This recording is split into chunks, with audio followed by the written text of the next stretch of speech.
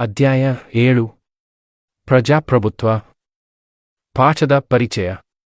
ಇಂದಿನ ನಮ್ಮ ದೇಶವನ್ನು ರಾಷ್ಟ್ರ ಎಂದು ಕರೆಯುತ್ತಾರೆ. ಕಾಲಕ್ರಮೇಣ ರಾಷ್ಟ್ರಪ್ರಭುತ್ವ ವಿಕಸಿತವಾಯಿತು. ಪ್ರಜಾಪ್ರಭುತ್ವ ಅಂದರೆ ಜನರ ಆಡಳಿತ. ಈ ಆಡಳಿತದಲ್ಲಿ ನಾಗರಿಕರು ಚುನಾವಣೆಯ ಮೂಲಕ ತಮ್ಮ ಪ್ರತಿನಿಧಿಗಳನ್ನು ಆಯ್ಕೆ ಮಾಡುತ್ತಾರೆ. ಪ್ರಜಾಪ್ರಭುತ್ವದಲ್ಲಿ ಜನರೇ ಆಡಳಿತದ ಕೇಂದ್ರಬಿಂದುವಾಗಿರುತ್ತಾರೆ. ಸಾಮರ್ಥ್ಯಗಳು. ರಾಷ್ಟ್ರಪ್ರಭುತ್ವ ಹಾಗೂ ಪ್ರಜಾಪ್ರಭುತ್ವದ ಅರ್ಥ ಮತ್ತು ವ್ಯತ್ಯಾಸ ತಿಳಿಯುವುದು. ಪ್ರಜಾಪ್ರಭುತ್ವದ ಮಹತ್ವವನ್ನು ಗ್ರಹಿಸುವುದು. ಪ್ರಜಾಪ್ರಭುತ್ವದಲ್ಲಿ ಚುನಾವಣೆಯ ಪಾತ್ರ ಹಾಗೂ ಮಹತ್ವವನ್ನು ಅರಿತುಕೊಳ್ಳುವುದು. ಚುನಾವಣಾ ಪ್ರಕ್ರಿಯೆಯನ್ನು ಅರಿಯುವುದು, ಏಕೆಂದರೆ ಪ್ರಜಾಪ್ರಭುತ್ವದಲ್ಲಿ ಸಾರ್ವಭೌಮತ್ವವು ಯಾರಿಗೆ ಸೇರಿದೆ? ಅವನ ಆಳ್ವಿಕೆಯಲ್ಲಿ ಸಾರ್ವಭೌಮತ್ವವು ಯಾರದು? ಬೆಳಗುವ ಪ್ರಜಾಪ್ರಭುತ್ವದ ವೈಶಿಷ್ಟ್ಯವೇನು? ನೀವು ಏನಾದರೂ ಮತದಾನ ಮಾಡಿದ್ದೀರಾ? ಬ್ರಿಟಿಷರ ಕಾಲದಲ್ಲಿ ರಾಜಪ್ರಭುತ್ವದ ವ್ಯವಸ್ಥೆಯನ್ನು ಬದಲಾಯಿಸಬೇಕೆಂಬ ಹೋರಾಟ ಆರಂಭವಾಯಿತು. ನಮ್ಮ ರಾಷ್ಟ್ರದಲ್ಲಿ ಗಣರಾಜ್ಯ ಸ್ಥಾಪನೆಯಾದ ನಂತರ ದೇಶದಲ್ಲಿ ಹೊಸ ಸಂವಿಧಾನ ಜಾರಿಗೆ ಬಂತು. ಈ ಸಂವಿಧಾನವು ಪ್ರಜಾಪ್ರಭುತ್ವದ ತತ್ವಗಳ ಮೇಲೆ ಆಧಾರಿತವಾಗಿದೆ. ಜನರೇ ರಾಷ್ಟ್ರದ ಸರ್ವಾಧಿಕಾರಿಗಳು. ಜನರಿಂದಲೇ ಆಡಳಿತ ನಡೆಯುತ್ತದೆ. ಸರ್ಕಾರವು ಜನರ ಪ್ರತಿನಿಧಿಗಳ ಮೂಲಕ ಕಾರ್ಯನಿರ್ವಹಿಸುತ್ತದೆ.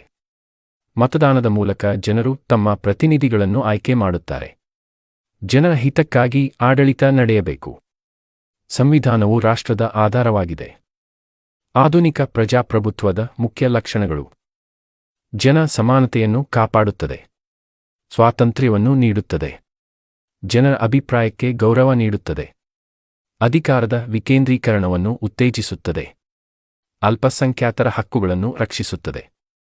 ಪ್ರತಿಯೊಬ್ಬ ನಾಗರಿಕನಿಗೂ ಸಮಾನ ಹಕ್ಕುಗಳನ್ನು ನೀಡುತ್ತದೆ. ಇಂತಹ ಲಕ್ಷಣಗಳಿದ್ದರೆ ಅದನ್ನು ಪ್ರಜಾಪ್ರಭುತ್ವ ಎಂದು ಕರೆಯಲಾಗುತ್ತದೆ. ರಾಜನ ಪ್ರಭುತ್ವ ಯಾರಿಗೆ ಸೇರಿದೆ? ಪ್ರಜಾಪ್ರಭುತ್ವದಲ್ಲಿ ಸಾರ್ವಭೌಮತ್ವ ಅಧಿಕಾರವನ್ನು ಸಮಾನವಾಗಿ ಯಾರಿಗೆ ನೀಡಲಾಗಿದೆ? ಪ್ರಜಾಪ್ರಭುತ್ವದ ಅಧಿಕೃತವಾಗಿ ಒಪ್ಪಿಗೆಯಾದ ಕೆಲವು ಪರಿಕಲ್ಪನೆಗಳು ಯಾವುವು? ವಂಶಪಾರಂಪರ್ಯ ಆಡಳಿತವನ್ನು ನೀವು ಇಷ್ಟಪಡುತ್ತೀರಾ? ಸಿರಿ ದೇಶದಲ್ಲಿ ಪ್ರಭುತ್ವವನ್ನು ಪಡೆಯುವ ವಿಧಾನಗಳು ಯಾವುವು? ತಂದೆ. ಒಂದು ದೇಶದ ಪ್ರಭುತ್ವ ಪಡೆಯಲು ಸಾಮಾನ್ಯವಾಗಿ 2 ವಿಧಾನಗಳಿವೆ. ಒಂದನೆಯದು, ಒಂದು ದೇಶದಲ್ಲಿ ಆಡಳಿತ ಮಾಡುವ ಆ ದೇಶದ ಪ್ರಭುತ್ವವನ್ನು ಸಮರ್ಥವಾಗಿ ಪಡೆಯುವುದು. ಎರಡನೆಯದು, ಬಲ ಪ್ರಯೋಗದ ಮೂಲಕ ಆಡಳಿತವನ್ನು ಬಲವಂತವಾಗಿ ಹಿಡಿಯುವುದು.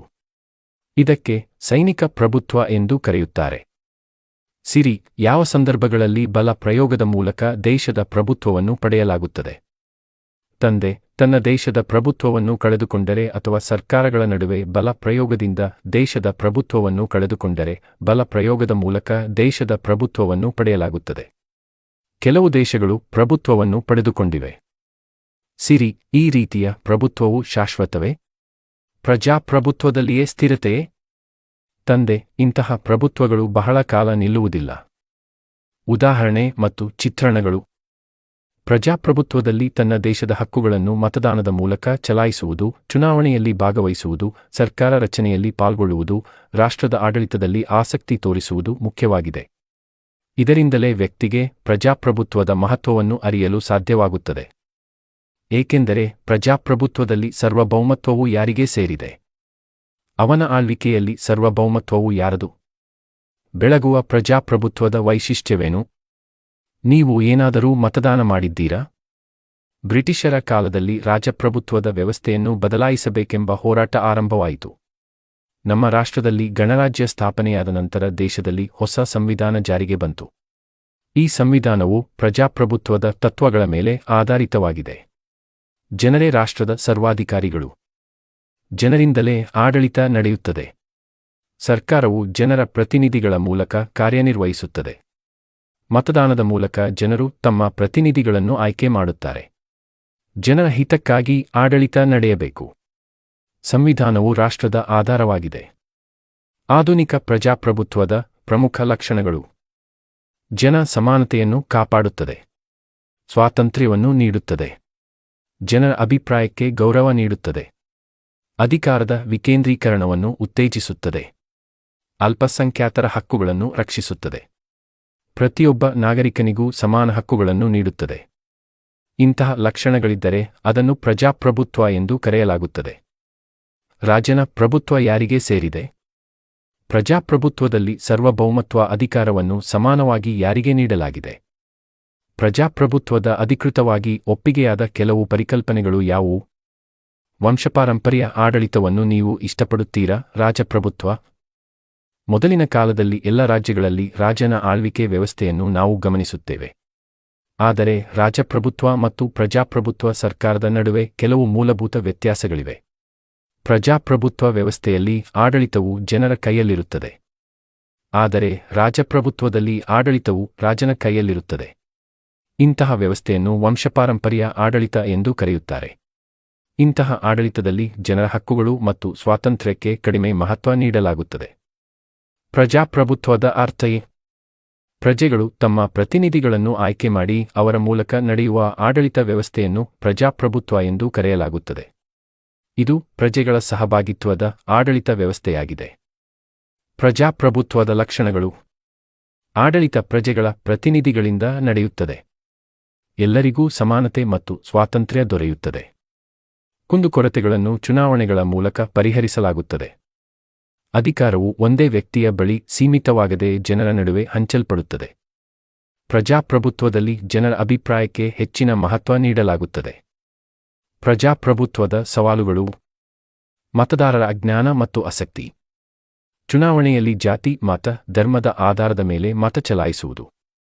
ಪ್ರಜೆಗಳ ಪ್ರತಿನಿಧಿಗಳು ತಮ್ಮ ಸ್ವಾರ್ಥಕ್ಕಾಗಿ ಕೆಲಸ ಮಾಡುವುದು. ಈ ವ್ಯವಸ್ಥೆಯಲ್ಲಿ ಭ್ರಷ್ಟಾಚಾರ ಮತ್ತು ಅಕ್ರಮಗಳು ಹೆಚ್ಚಾಗುವ ಸಾಧ್ಯತೆ ಇರುತ್ತದೆ. ಚುನಾವಣೆ ಚಿತ್ರ. ಮತಗಟ್ಟೆ. ಮತದಾನ. ಜನರು ಸಾಲಾಗಿ ಏಕೆ ನಿಂತಿದ್ದಾರೆ? ನೀವು ಎಂದಾದರೂ ಈ ರೀತಿಯ ದೃಶ್ಯವನ್ನು ನೋಡಿದ್ದೀರಾ? ಮತದಾನಕ್ಕೆ ಅರ್ಹರಾದ ಮತದಾರರು ಹೇಗೆ ಗುರುತಿಸಲಾಗುತ್ತಾರೆ? ಪ್ರಜಾಪ್ರಭುತ್ವದಲ್ಲಿ ಜನಪ್ರತಿನಿಧಿಗಳನ್ನು ಚುನಾವಣೆಯ ಮೂಲಕ ಆಯ್ಕೆ ಮಾಡಲಾಗುತ್ತದೆ. ಮತದಾನ ಚುನಾವಣೆಯ ಪ್ರಮುಖ ಹಂತವಾಗಿದೆ. ಭಾರತದಲ್ಲಿ 18 ವರ್ಷ ತುಂಬಿದ ಪ್ರತಿಯೊಬ್ಬ ನಾಗರಿಕನೂ ಮತದಾನ ಮಾಡುವ ಹಕ್ಕು ಹೊಂದಿರುತ್ತಾನೆ. ಮತದಾನದ ಮೂಲಕ ಜನರು ತಮ್ಮ ಪ್ರತಿನಿಧಿಗಳನ್ನು ಆಯ್ಕೆ ಮಾಡುತ್ತಾರೆ. ಅಧಿಕಾರಕ್ಕೆ ಬಂದ ಪ್ರತಿನಿಧಿಗಳು ಜನರ ಹಿತಕ್ಕಾಗಿ ಕಾರ್ಯನಿರ್ವಹಿಸಬೇಕು. ಈ ರೀತಿಯ ವ್ಯವಸ್ಥೆಯನ್ನು ನಾವು ಪ್ರಜಾಪ್ರಭುತ್ವ ಎಂದು ಕರೆಯುತ್ತೇವೆ. ಮತದಾನದ ಮಹತ್ವ. ಪ್ರಜೆಗಳು ತಮ್ಮ ಅಭಿಪ್ರಾಯವನ್ನು ತಿಳಿಸುವ ಪ್ರಮುಖ ಮಾರ್ಗವಾಗಿದೆ. ಇದು ಜನರಿಗೆ ಆಡಳಿತದಲ್ಲಿ ಭಾಗವಹಿಸುವ ಅವಕಾಶ ನೀಡುತ್ತದೆ. ಚುನಾವಣಾ ಪ್ರಕ್ರಿಯೆ. ಮತದಾರರ ಪಟ್ಟಿ ಸಿದ್ಧಪಡಿಸಲಾಗುತ್ತದೆ.